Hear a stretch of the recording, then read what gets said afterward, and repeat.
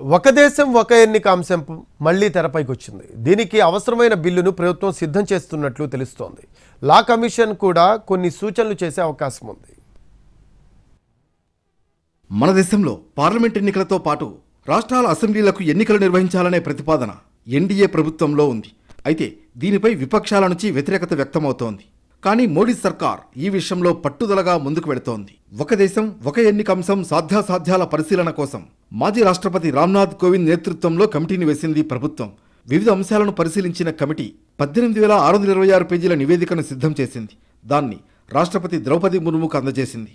47 రాజకీయ పార్టీలు తమ అభిప్రాయాలను వెల్లడించగా 32 రాజకీయ పార్టీలు ఒక దేశం ఒక ఎన్నికకు మద్దతు తెలిపాయి.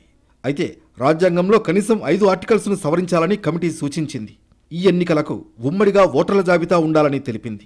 మొదటి అడుగులో లోక్సభతో పాటు రాష్ట్రాల అసెంబ్లీలకు ఒకేసారి ఎన్నికలు నిర్వహించాలని సూచించింది. తర్వాత 100 రోజుల్లో మున్సిపాలిటీలు, పంచాయతీలు వంటి స్థానిక సంస్థల ఎన్నికలు పూర్తి చేయాలని తెలిపింది.